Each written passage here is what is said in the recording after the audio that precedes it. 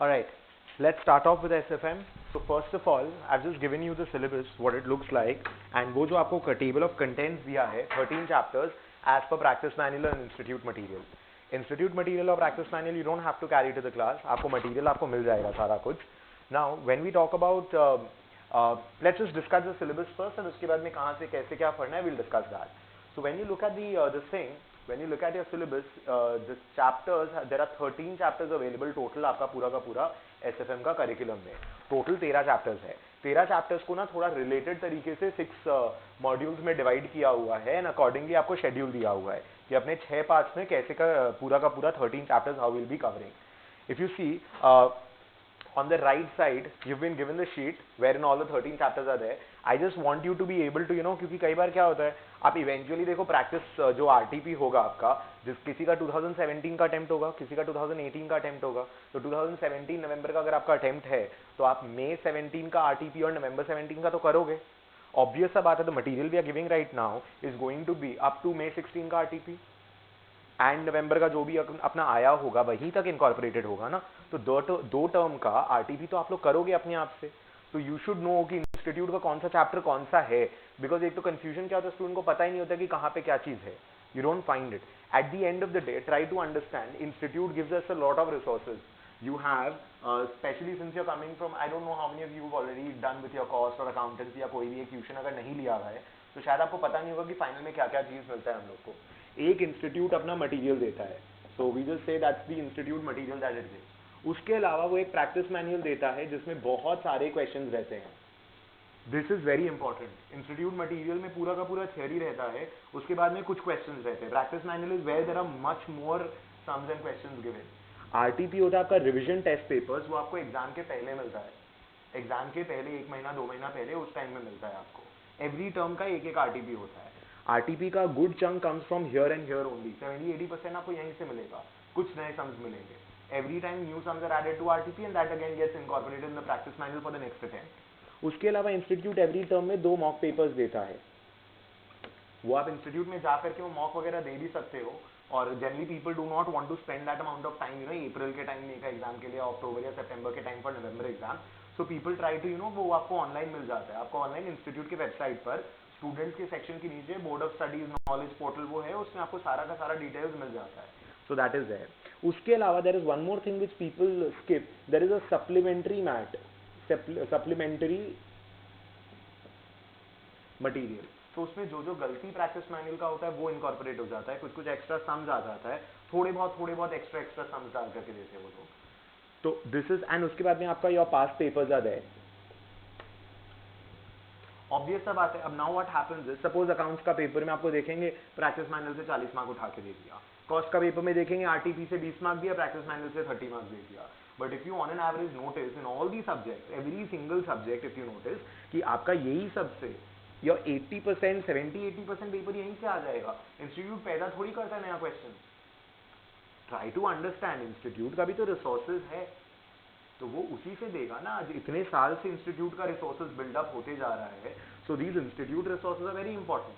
So that is why even the layout that I had given कि अपने 6 modules में क्या क्या चैप्टर्स है, वो चैप्टर्स का नाम is exactly based on what the institute material में चैप्टर्स का नाम दिया हुआ है. बिकॉज इवेंचुअली आपको आरटीपी मॉक वगैरह देखना पड़ेगा थोड़ा बहुत. कैसे क्या देखोगे मैं बता दूंगा आप लोग को, right. So institute gives you all these resources. So what you will need to do is mainly this one and this one आपको थोड़ा सा माथा लगाना होगा जो नए वाले आएंगे. वो भी अगर आप मेरा मटेरियल अगर ढंग से कर लेते हैं, इसमें आपको 70-80-90% कवरेज मिलेगा. It's only the new stuff that has been added after I have given you the material. Like अभी तक का मैं आपका May 16 November 16 is going to be included. इसके बाद जब आपके अटेम्प्ट तक जो मॉक और आरटीपी आएगा, that is what the new stuff you have to add. बाकी इसमें बाकी सब में इतना कोई चेंजेस नहीं आएगा, वो कोई प्रॉब्लम नहीं होगा. दूसरा, अगर कोई बोलता है कि I can predict the paper, तो प्लीज उसका बात मत सुनिए. B very honest. When I had given my paper, कोई बोलता है कुछ, कोई बोलता है कुछ. कभी पेपर डिफिकल्ट आता है, कभी इजी आता है. लाइक लास्ट टर्म का paper was relatively very easy SFM का. उसके पहले वाला was very difficult. People started saying outside the syllabus questions है. आप एक प्रोफेशनल एग्जाम के लिए बैठ रहे हैं, स्कूल का एग्जाम नहीं है कि जहां पर आपको पैराग्राफ 1 पैराग्राफ 2 से आपको क्वेश्चन का आंसर मिल जाएगा. You have to apply your brain, try to do that. Chartered accountants, if you really want to grow, वो आपको वो घिसा पिटा काम कर रहे हैं अगर 4 लाख 5 लाख के लिए, then it's a different case all together. But if you really want to, do what a chartered accountant is supposed to do, that kind of profession, then you'll have to understand the content. क्योंकि अगर समझेंगे नहीं तो apply कैसे करेंगे? Because eventually तो अपने लोग, देखिए एम्प्लॉयर अपने लोग को पैसा डिग्री का नहीं देता है. अपने को एम्प्लॉयर पैसा इसलिए देता है, अगर मैं उसको 20 लाख कमा के दूंगा तो वो मेरे को 5 लाख देगा, तो मेरे को उसको 40 देना पड़ेगा ना, ताकि मैं मेरे को वो 10 दे. You have to understand that. You don't, employer is giving you a 12 lakh rupees. Don't you think he's going to earn at least 45-50 from you? Until unless he does that, shareholder पैसा दे रहा है, risk ले रहा है company, क्यों करेगा ये सब? आपका ट्रेनिंग में 2-3 महीना निकाल देता है.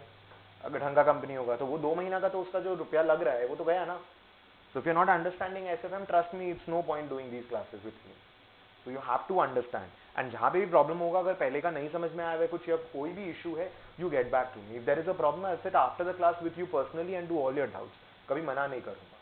So that is going to be from my end taken care of. Right? So वो चीज़ का ध्यान रखिएगा that you are not mugging up.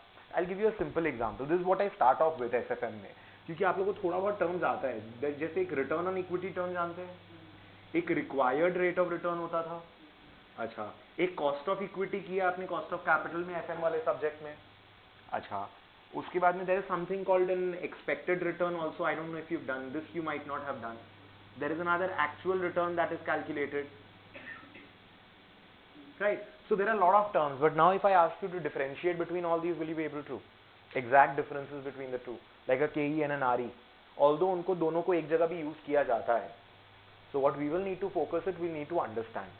That is one thing. तो इंस्टीट्यूट का मटेरियल जो है वो पूरा का पूरा आपका मटेरियल में कवर्ड होगा. जो भी थियोरी पोर्शन होगा वो पूरा का पूरा कवर्ड आपको उसी मटेरियल मिलेगा एंड इंस्टीट्यूट के लैंग्वेज में मिलेगा.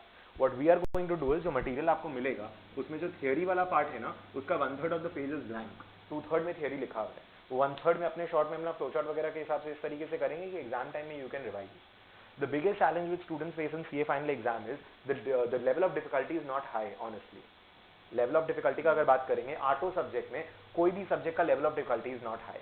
एसएफएम में एक आधे कुछ सम नया दे सकता है, थोड़ा डिफिकल्ट दे सकता है, अग्रीड.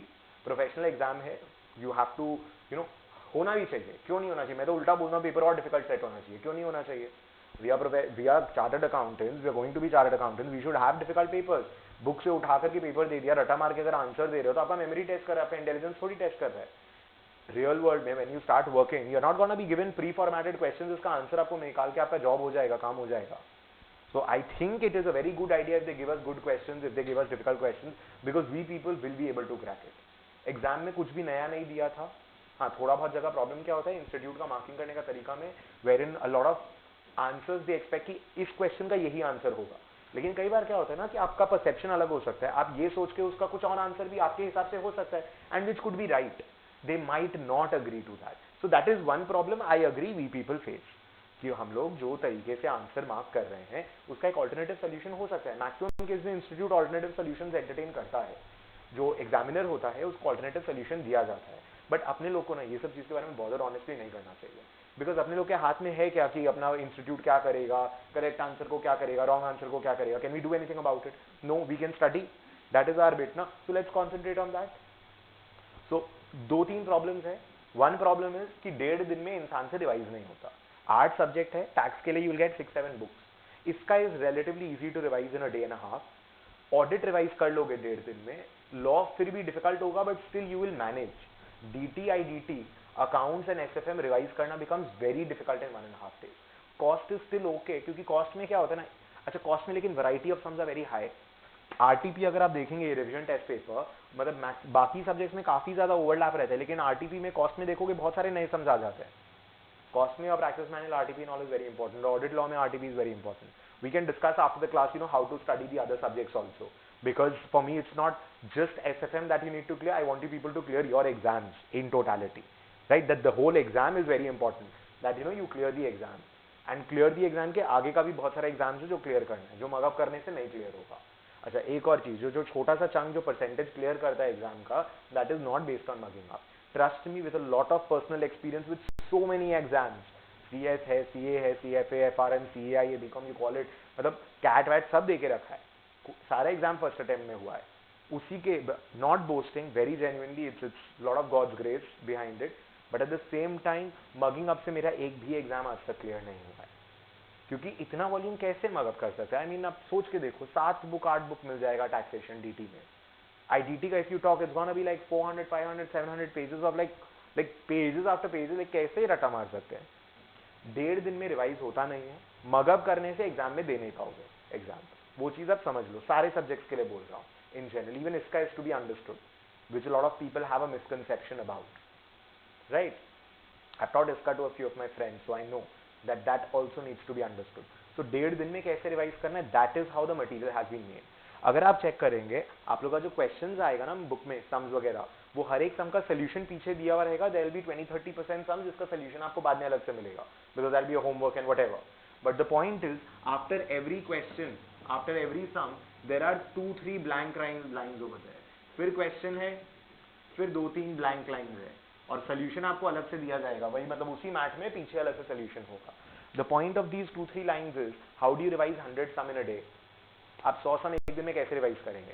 सारे सम्स इस तरीके से ग्रुप किए हुए हैं. Like I give you very simple example. आप लोग इस तरीके का एक फॉर्मूला करके रखे हो कि price of a security is equal to dividend 1 by 1 plus RE plus dividend 2 by 1 plus RE square plus dividend 3 plus P3 by 1 plus RE cube.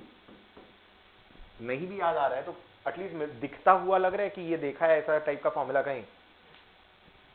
आज का stock price is nothing but year 1, year 2, year 3 का जो dividend मिला है, year 3 के time पे जो stock का प्राइस होगा उन सबका present value. Present value discount किया RE पे. I will explain, I will prove this formula, don't worry. We will start with this only, with these things only.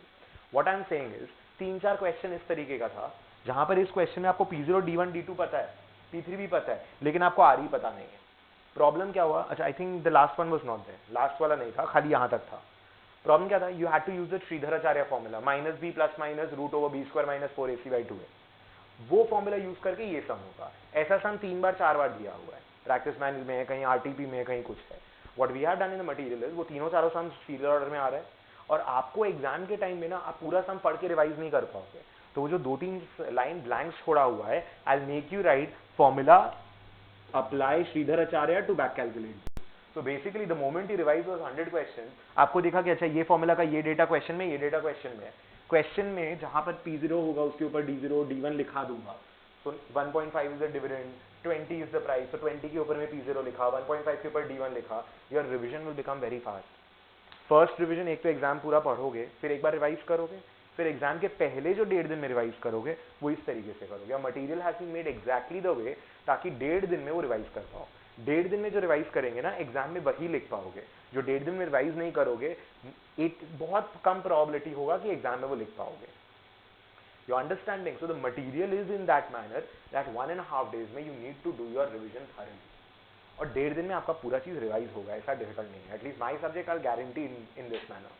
तो 100 सम है, इन सम को ना घुमाने में आपको टाइम नहीं लगेगा, क्योंकि 3 सम देखा, तीनों सम सेम टाइप का है, एक ही जगह दिया हुआ है. आपको खाली क्या देखना है? आप सोल्यूशन नहीं देखेंगे. अच्छा ये फॉर्मूला लग रहा है और इसमें इसको बैक कैलकुलेट करने के लिए श्रीधराचार्य यूज करना है. You see that you took how many seconds? 10 seconds. You move to the next question. इस तरीके से रिवाइज कर पाएंगे ना अपने पूरा सिलेबस अपना. So it is very important to understand that how do you revise your syllabus, how do you revise your whole curriculum in 1.5 days. Ask any CA final appeared student जिसने एक बार भी CA final दिया है, उसको पूछो कि सबसे बड़ा प्रॉब्लम क्या आता है, वो यही बोलेगा कि टाइम नहीं मिला. रिवाइज करता तो it's not difficult, it's not at all difficult. सबसे बड़ा और सबसे प्रोमिनेंट प्रॉब्लम ये था, I wish I had more time to revise. मेरे को 2 दिन एग्जाम के बीच में मिलता तो मैं रिवाइज करके पेपर क्लियर कर देता, बट 2 दिन मिलता तो और पागल हो जाता क्योंकि 16 दिन की जगह 24 दिन बैठना पड़ता घर पर. It is very it's very annoying those 2-3-4 months that you have to sit for CA final. It's super annoying, you won't be able to believe it. IPCC में 8 सब्जेक्ट का 8 बुक था अप्रॉक्सीमेटली, एक आधे में एक एक्स्ट्रा था. यहाँ पर ऑलमोस्ट हर एक सब्जेक्ट के लिए आपको 6-7-8 बुक के लेवल का कंटेंट मिलेगा. So the volume is the problem, not the difficulty level. So the first problem is your exam में 1.5 दिन रिवाइज करने का, वो आप लोग मेरे साथ थोड़ा कोऑपरेट करेंगे एंड इस तरीके से अपना नोट्स रखेंगे एंड बुक में ही करना है. मैक्सिमम चीज आपका 90% stuff I make you write in the book itself. So it's all in one place and you will help me out. The second thing is you are not mugging up. तीसरा एक और problem क्या होता है कि आप लोग का एग्जाम पेपर में पीपल डोंट अटेम्प्ट मतलब 100 मार्क का पेपर में I see people attempting maximum of 70 to 80 marks on an average. This is what people attempt. लोगों का अटेम्प्ट इससे ज्यादा होता नहीं. 3 घंटा कैसे अटेम्प्ट करें? एक और चीज बोल सकता हूँ, 3 घंटे का पेपर होता है, जिस स्पीड में आपने लास्ट 1.5-2 घंटे में लिखा है, अगर उसी स्पीड में पूरा 3 घंटा लिखेंगे, you'll be able to attempt 120 marks, not just 100. I've made that mistake once, एक क्वेश्चन एक्स्ट्रा किया है एक बार, वो थोड़ा टेंशन के में पता नहीं, वो you have that extra question, right? You have your 6 questions, you can leave 1 out. So I attempted 1 extra in one of the exams, I don't remember which one. But then time is sufficient. The problem is in the first hour हम लोग का क्या होता है, इतना सजा के सुंदर करके उसको लिखना होता है, and सोच समझ के that we are not even striking off one. Nobody is giving you marks for handwriting. Handwriting सुंदर नहीं चाहिए, legible चाहिए, neat and tidy चाहिए, that's all.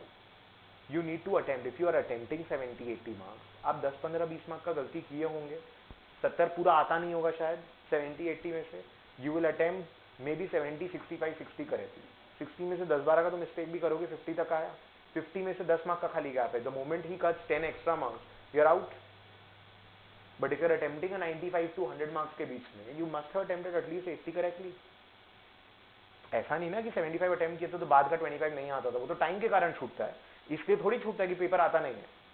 So if you're attempting like let's say 90, 95 or something, and if you've made a mistake of even a 20 marks, a 25 marks, I'll give you 70 you attempted correctly, he will have to deduct 30 marks to fail you from the 70. So the problem is people will attempt less. So how do we attempt extra? We'll be also seeing that. How do you speed up your process of your attempting the paper? So now just mugging up or learning in the very traditional way, the way you people have been doing, will not work. Again, why do I say so कि traditional method पुराना नहीं work करेगा? SFM का तो मैं बोल रहा हूँ कि syllabus more or less same ही है पहले से अभी तक, खाली नए type के sums ऐड हुए हैं. There is no amendment that has happened in SFM syllabus. It's all rubbish. ठीक है? There are a few new sums that have been introduced. International capital budgeting में एक introduce किया, forex में एक introduce किया, और कुछ नहीं किया. कोई amendment नहीं है. Tax थोड़ी है, rules थोड़ी amend हो रहा है कोई. Why do I say that the old method of learning SFM is not going to work? That is because if you people notice, आप लोग IPCC ने IRR निकाले हो ना, उसको वो interpolation करके एक बहुत ही tedious सा irritating सा method use करके, and बहुत जगह वो present value GT grand total अपना calculator करने में बहुत time waste किए एग्जाम में. You people have all done that. Institute does not want you to do anymore. पहले क्या होता था, वो एन्युटी फैक्टर नहीं दिया रहता था क्वेश्चन में, आपको इक्वल टू और फिर उसके बाद में जीटी करके निकालना पड़ता था नॉर्मल कैलकुलेटर पर, correct? But now that is not required. They will give you the present value interest factor और the present value annuity factor. They will give this to you in the question. They don't want you to do donkey work anymore. They want you to have an understanding. They want people who are applying their brains to clear the exams, not those who've been made to sit for like hours and made the syllabus mug up. आपको घंटों पे घंटे बिठा करके आपको mug up करा करके आपको एग्जाम क्लियर नहीं करा पाऊंगा. So these are the things that you have to notice, and specially in accounts, SFM and costing. And costing में the variety of sums is very high. Then SFM, then account. Honestly अगर आप variety का बात करेंगे, नहीं आई should not be, वैसे तो नहीं स्केल कर सकता, बट स्टिल मतलब आरटीपी अगर देखोगे तो कॉस्ट में बहुत ज्यादा नया वैरायटी डालता है, बट लेकिन वो हो भी जाएगा. आप नॉर्मली दिमाग लगाइए, प्राइसिंग डिसीजन वगैरह वो एकदम दुकानदारी वाला सिस्टम है. सेलिंग प्राइस क्या है, वेरिएबल कॉस्ट क्या है, मेरा क्या खर्चा लगेगा, माइनस करके मेरा प्रॉफिट आ रहा है कि नहीं. प्रॉफिट आ रहा है तो यू शुड बाय दैट, नहीं आ रहा है तो you should not. So that your basic relevant costing. So it's very basic stuff. So if you apply your brain, you will be able to do that in a much easier manner. SFM again you have to use your brain. So make sure you're keeping these things in mind. हम लोग जब पढ़ेंगे तो हम लोग को सारे terms के बीच का डिफरेंसेस पता होना चाहिए. हर एक फॉर्मूला कहाँ से आया ये पता होना चाहिए. there'll be like 50-100 formulas होगा आपका एसएफएम में, आराम से होगा. अब उसमें now say for example I'll give you a formula d1 by re minus g. ठीक है, मैं ये फॉर्मूला देता हूँ. एग्जाम में आप कंफ्यूज तो हो ही सकते हैं कि re minus g था कि प्लस g था, but if you have a logic, अब मैं आपको लॉजिकली क्या बताऊंगा कि माइनस जी है कि प्लस जी है. अगर ग्रोथ बढ़ता है तो कंपनी का दाम बढ़ना चाहिए कि गिरना चाहिए. should a company be valued higher or lower? Higher. If I increase G over here and there is a plus sign, you increase G, price falls. Don't you think that is wrong? If the growth increases, denominator increases and the price falls. Do I want that? I don't want that. So if the growth increases, denominator should decrease and the price should increase. So if I'm confused in the exam with a plus sign or a minus sign, can I not sort it out with myself with a little bit of common sense? So those things we'll have to do it. Exam में देखिए panic करेंगे, tension होता है, and specially accounts में ज्यादा होता है क्योंकि अकाउंट्स पहला पेपर होता है, उसमें स्पीड पकड़ने में और डिफिकल्टी होता है. बिकॉज आप 2-3 महीने से घर पे बैठे बैठे खाली पढ़ रहे हैं, अचानक से you need to start writing, and WhatsApping has made our spelling so disgusting honestly. Do not, मतलब I don't know, I should not get even वरना तो ऐसे पूरा क्लास यही सब चीज़ें चला जाएगा. But again you have to improve on that. People ruin English and the spellings that there are with the Facebooking and the WhatsApping. Spelling का तो पता नहीं, लोगों को स्पेलिंग्स पता नहीं होता. अभी लास्ट क्लास में पूछ रहे थे बेसिक स्पेलिंग्स, मेंटेनेंस, अकोमोडेट. सोचिएगा क्या स्पेलिंग है, घर जाके डिक्शनरी देखिएगा, आपको स्पेलिंग गलत पता होगा. Just check it. There are very basic spellings that we people have started misspelling because we don't read. So anyway, so these are the things you need to keep in mind. ठीक है. So this is how we'll start off SFM.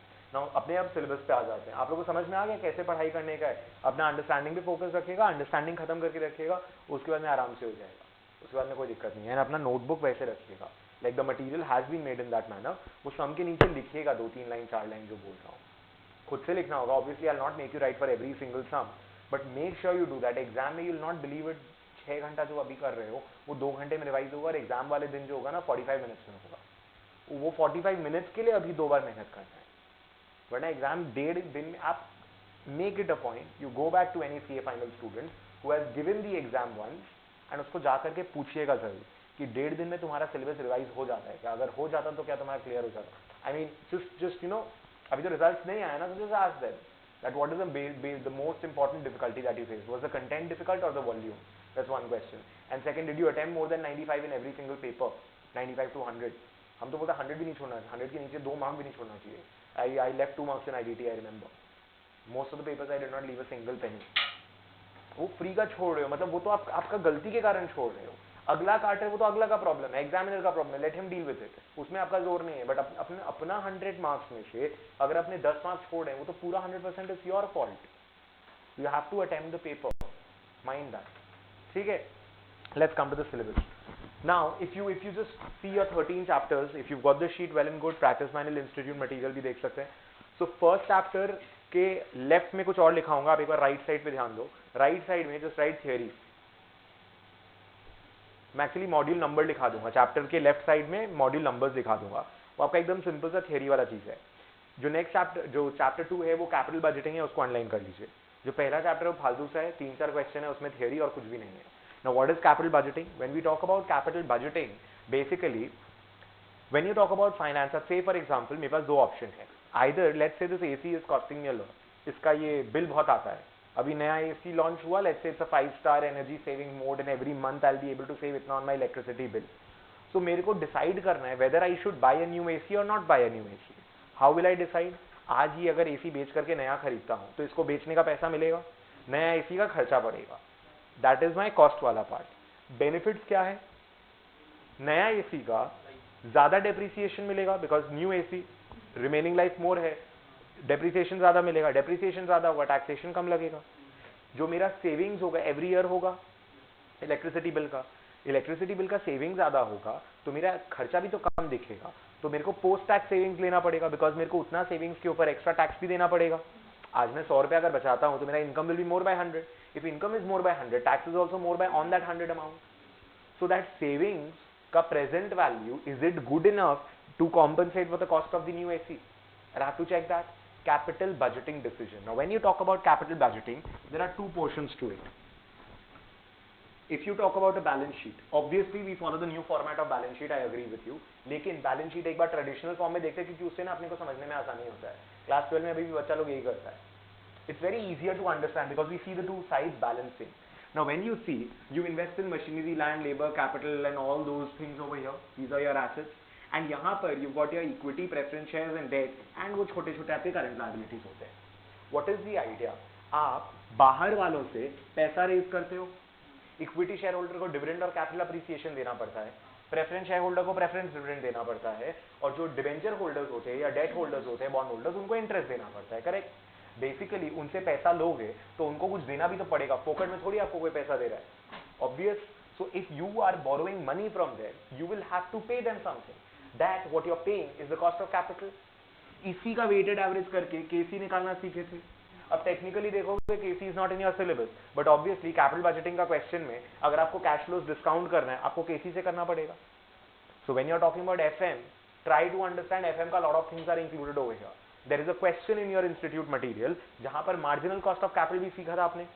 For those who do not remember IPCC वाला, बिल्कुल भी चिंता मत करो क्योंकि जब questions आएगा ना तब मैं वापस चीज कराऊंगा रे भाई.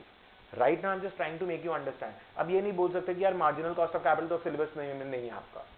You've learned it in FM. Marginal cost of capital को use करके KC निकलेगा, उससे KE निकलेगा और उससे आपका capital budgeting का sum होगा. Now capital budgeting क्या हुआ? ये तो cost of capital हुआ.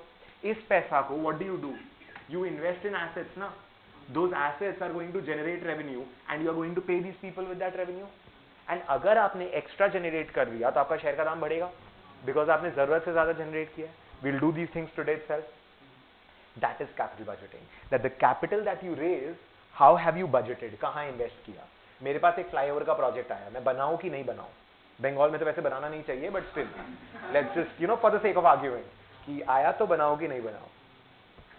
So हाँ थोड़ा सा अच्छा never mind. So try to be well read because otherwise you'll not even understand my jokes which I crack. So try to be a little okay with your current affairs so that we can also cracken up a little intellectual joke over here. तो वो जो capital budgeting है that is what we'll study. अब उसमें international capital budgeting में क्या होगा? आज से फॉर एग्जांपल मेरे को एक प्रोजेक्ट, आज टाटा ने इन्वेस्ट किया था जैगुआर में, आज ब्रेक्सिट हो गया तो उसका सबसे one of the most important impact that's happening on a company is Tata Motors. Because Tata Motors का कितना मैं भूल रहा हूँ, आई थिंक 40% था ना 70%, उतना रेवेन्यू खाली जैगुआर से आता है. पूरा कंपनी का एक revenue, obviously Jaguar is a huge company if you notice. Tata Motors का कुछ brands are selling very well, but other than that Jaguar is a very major component and Tata Motors took a huge amount of loan to buy Jaguar.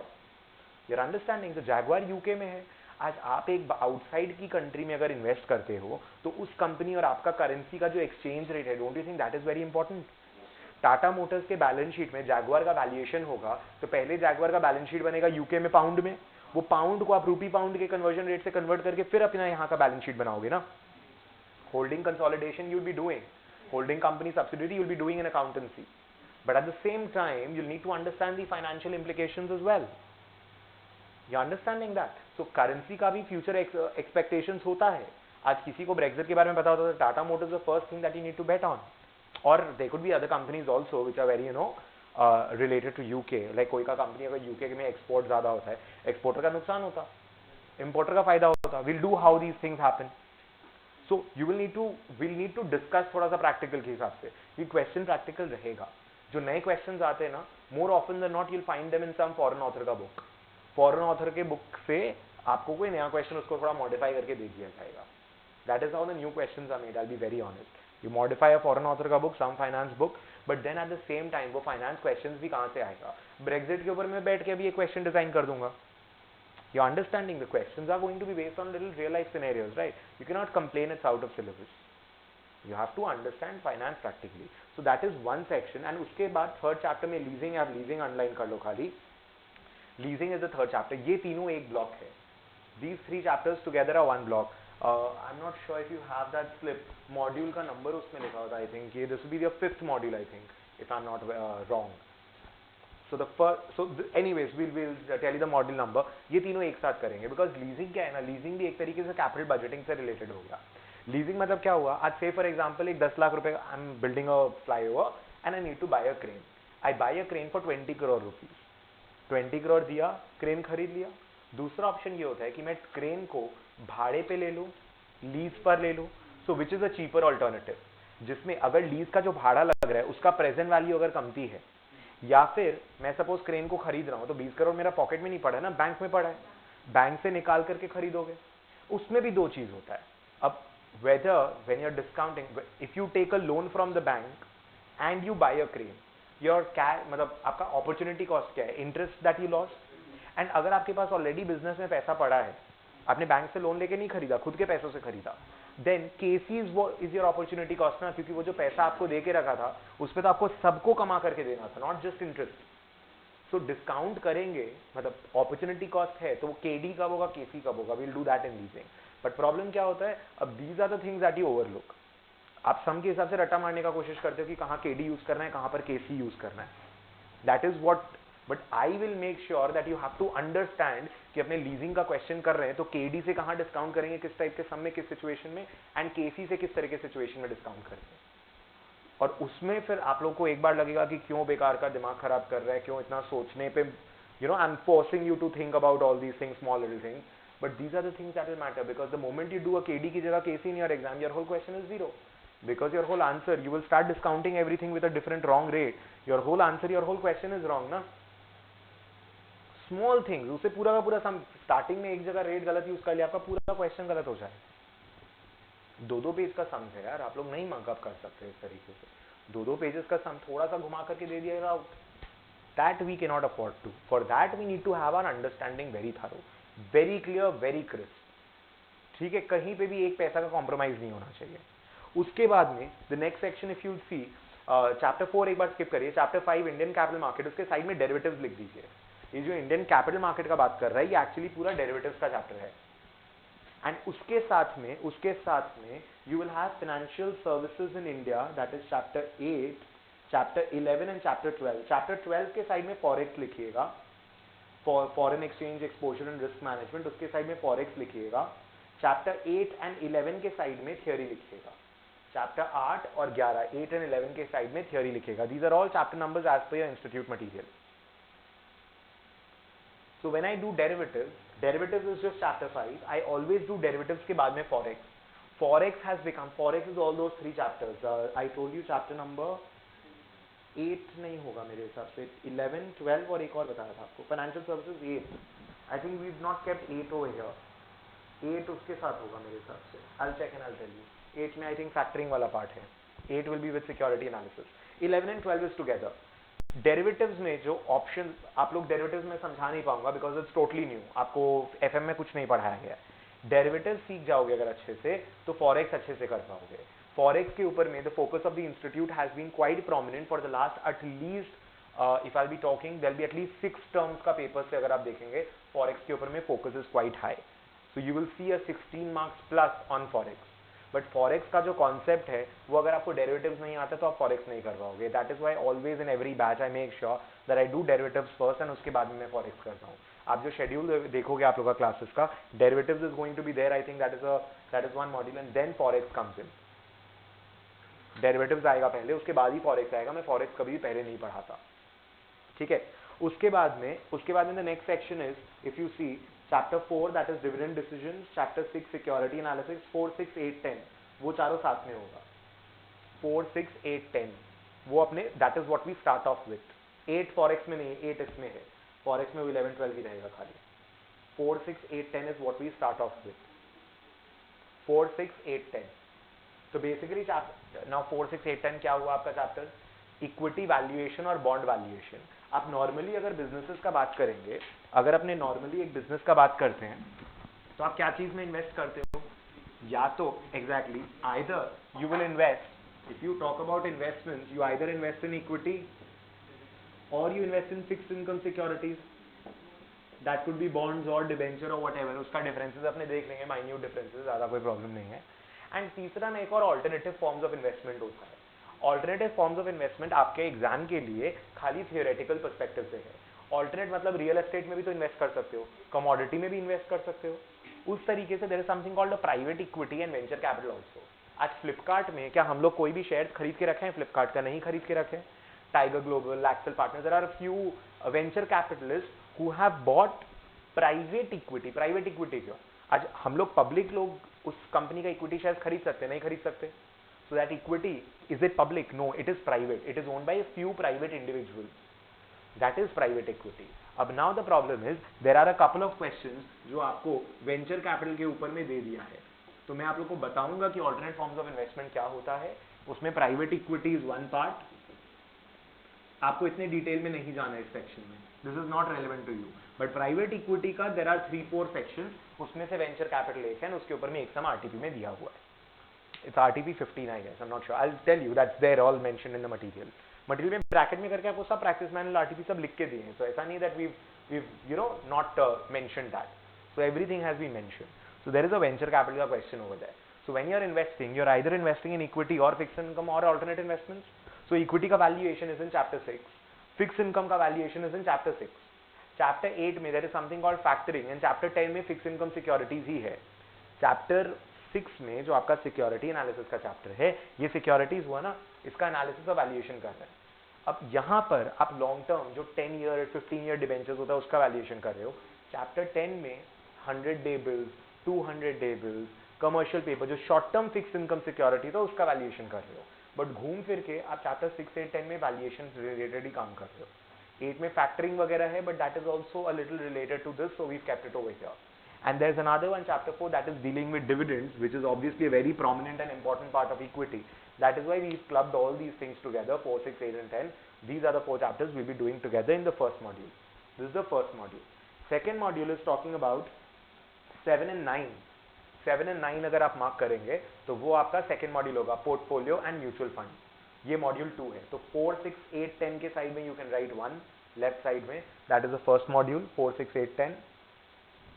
Your 7 and 9 is second module. Portfolio and mutual fund क्या हुआ? Now when I have done equity analysis, when I have done fixed income analysis, now portfolio क्या होता है?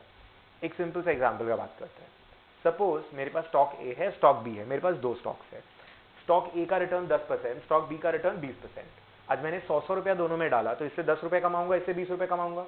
Total कितना कमाया? 30 rupees on a total investment of 200। 15% कैसे आया? 10% और 20%, उसका एवरेज ले लिया। बट तो रिटर्न जब हुआ तो आप उसका एवरेज कर रहे हो, that is understandable.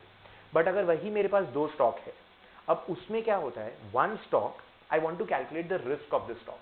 We will discuss standard deviation and all also. You have done that in CPT, normal distribution वगैरह भी किया सीपीटी में, बट कुछ समझ में नहीं आया था, याद नहीं था। We will focus on that also, क्योंकि एक डेरिवेटिव का सम में आपको नॉर्मल डिस्ट्रीब्यूशन लगेगा, तो वो उस समय सिखाऊंगा। Idea is, what do you define by risk? Risk का मतलब इज नॉट लॉस। आपको अगर बोलता हूँ 200 का लॉस हो जाएगा, वो रिस्क नहीं है। 200 का लॉस होगा, इंश्योरेंस खरीद लोगे जाकर के तुरंत। रिस्क का मतलब है uncertainty. You don't know what the outcome will be.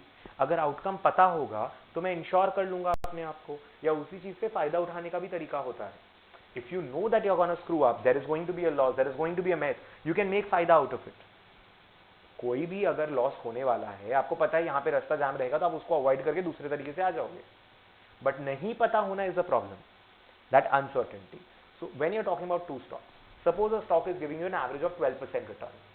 अब मैं बोलता हूँ कि वो स्टॉक का रिटर्न कभी 14, कभी 13, कभी 11, कभी 10 होता है, बट 10, 14 के बीच में रेंज करते रहता है। देयर इज स्टॉक बी, कभी 8%, कभी 20%, कभी -20%, कभी 40%, बट एवरेज उसका भी 12% है। कौन सा ज्यादा रिस्की है? सेकेंड वाला, because it is more volatile, उसका standard deviation is very high, the deviation around its mean. We will do the formulas, don't worry, try to understand the concept, right? अब मैं दोनों स्टॉक को अगर combine कर दूं, तो टोटलिटी में अपने क्या कर रहे थे, average return of the portfolio stocks together. Now I want to see the average risk of the portfolio. इसका रिस्क, इसका स्टैंडर्ड डिविएशन, इसका रिस्क, इसका स्टैंडर्ड डिविएशन। लेकिन दोनों को कंबाइन करके उनका स्टैंडर्ड डिविएशन कैसे निकलेगा या उसका रिस्क कैसे निकलेगा, वो एवरेज से काम नहीं बनेगा। सोचो, आज स्टॉक ए है, एक बढ़ा, दूसरा भी बढ़ेगा, एक गिरेगा तो दूसरा भी गिरेगा। तो if they are rising, they are falling, they are happening together. दूसरा मैं आपको ऑप्शन देता हूं, 2 ऐसा स्टॉक है जो उल्टा चलता है, हो ही सकता है ना, पेट्रोल एंड गाड़ी का स्टॉक, एक बढ़ेगा दूसरा गिरेगा। It's possible, you have done all those economics में, इट्स पॉसिबल ना, हाँ, complementary, supplementary goods and all that. So if 2 stocks, एक बढ़ेगा दूसरा गिरेगा, एक बढ़ेगा दूसरा गिरेगा, तो in that case don't you think the portfolio return काफी एवरेज आउट हो जाएगा? So when the stocks were moving in this manner, your portfolio is also moving in this manner. But जब स्टॉक इस तरीके से मूव कर रहा है एंड पोर्टफोलियो लेट्स से उल्टा तरीके से मूव कर रहा है दूसरा स्टॉक, तो आपका पोर्टफोलियो एवरेज आउट कर देगा ना, ये दोनों है, एक अच्छा एक खराब एवरेज आउट कर देगा।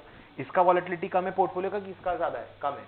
इसका कम है ना वॉलेटिलिटी, पोर्टफोलियो एकदम देखो एकदम छोटा सा रेंज में वर्क कर रहा है। तो वही चीज पोर्टफोलियो का टोटल रिस्क क्या होगा? Don't you think it depends on whether the stocks move in the same direction और ऑपोजिट डायरेक्शन? सो वहां थोड़ा बहुत स्टैटिस्टिक्स भी पढ़ना पड़ेगा। So I will teach you from the scratch, standard deviation का फॉर्मूला ड्राइव करके दिखाऊंगा। You don't have to worry कि मेरे को स्टैटिस्टिक्स नहीं आता है, मैथ्स नहीं आता है, 11, 12 में कोई दिक्कत नहीं है, फर्क ही नहीं पड़ता है। Will understand everything from scratch. बोलो, fine, this is portfolio. And mutual funds क्या है? एवरीबडी, आज हम लोग के पास, suppose say for example I track market, I study the market, but do I have time 9 to 3:30 to sit with the market? No. because I have my consulting, I have my teaching, I have a lot of other work to do, training and all. मैं market में नहीं बैठता ना 6 घंटे 8 घंटे screen पे रोज, तो मेरे लिए बहुत डिफिकल्ट है। इंडिविजुअल पब्लिक के लिए, इंडिविजुअल पब्लिक के इंजीनियर्स होते हैं, लॉयर्स होते हैं, प्रोफेसर्स होते हैं, they might not be financially educated, so they might not have the time to analyse stocks and invest. वो लोग क्या करते हैं, वो लोग एक फंड में पैसा डालते हैं, फंड को मैनेज कर रहे हैं प्रोफेशनल लोग। आज मेरे को अगर 5,000 इन्वेस्ट करना है तो मैं एक CA, CFA, MBA ये सब अफोर्ड नहीं कर सकता, लेकिन अगर 5-5 हज़ार अपने सबको मिल करके इकट्ठा करके एक फंड बना दे, उसका तो मैनेजर अफोर्ड कर पाएगा ना। That is your mutual fund. Mutual, lot of people together put their money in a fund and that fund is invested, professionally manage. वो म्यूचुअल फंड को लेकर के एक टॉपिक दिया which is a small, very easy, simple topic. Mutual fund जब आप करोगे तो make sure there will be topics in your syllabus in all the 8 subjects, there will be a little bit of overlap. जब आप mutual fund SFM का करोगे, आप accounts का म्यूचुअल फंड भी साथ में करोगे। अभी के लिए नहीं, मतलब रिवीजन के लिए बोल रहा हूँ। It's inter related. ऑडिट का एक चैप्टर, इसका एक chapter is related, you should do it together. Holding company को लेकर के ऑडिट में एक सेक्शन, एक चैप्टर है, सेक्शन 212 था, अभी नया क्या है पता नहीं मेरे को। So that is there in holding company also. So you should do those 2 things together. Never do an IDT and DT together, मैं सब हो जाएगा दिमाग में। So we'll discuss all those things also after class hours में, बट ये सब चीज भी ध्यान रखिएगा। So when you are doing mutual funds का revision घर पे, make sure कि you revise it with this thing, with your accounts, because that is going to be a little overlap वाला section. Okay, so that is your portfolio mutual fund. Mergers acquisition एकदम simple सा topic है, मैंने एकदम last में रखा है, वो module 6 में होगा आपका। So mergers and acquisition में we are just going, mergers and acquisition activity, investment banker का सबसे बहुत important चीज होता है merger acquisition. Ranbaxy was bought by Sun Pharma recently.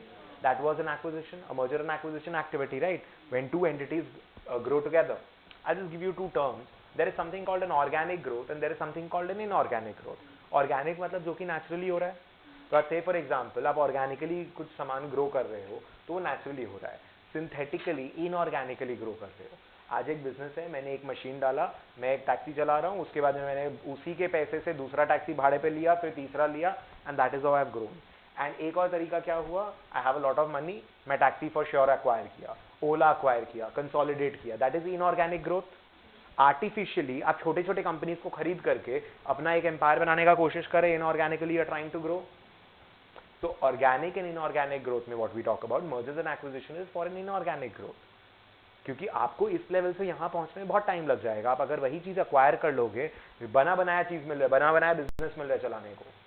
Mahindra के लिए सत्यम बाय करना was a very good idea, was a very good deal if you know. Satyam scam में फंस के बहुत कम हो गया था उसका valuation, Tech Mahindra bought it and it was a great deal that they got उस समय।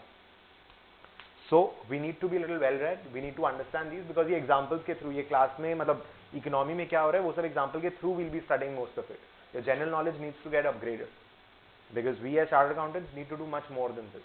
So this is your whole syllabus. वही syllabus को 6 modules में divide कर दिया है because of the related content. So the first one is chapter 4, 6, 8, 10. The second one is going to be your portfolio and mutual fund. Equity को आगे लेके जा रहा है ना उसका in totality how mutual funds are working. I think third and fourth is derivatives and forex. Fifth one is your capital budgeting वाला section, capital budgeting, leasing and the first chapter together. And sixth one is your chapter 13, mergers and acquisition. I think यही है. So you have chapter 4, 6, 8, 10 in the first module. You have chapters 7 and 9 in the second module. In the third one, you will have derivatives, that is chapter 5. In the fourth one, you will have forex wala part, that is 11 and 12. And in the fifth one, you have 1, 2 and 3. And in the last one, that is 13, module 6 is chapter 13. That is how we are going to go about it. हर एक module का अलग अलग आपको math मिल जाएगा। बोलो ठीक है, समझ में आ गया how we are going to go about it and what's the syllabus and how to study and everything about it. Let's start with security after this.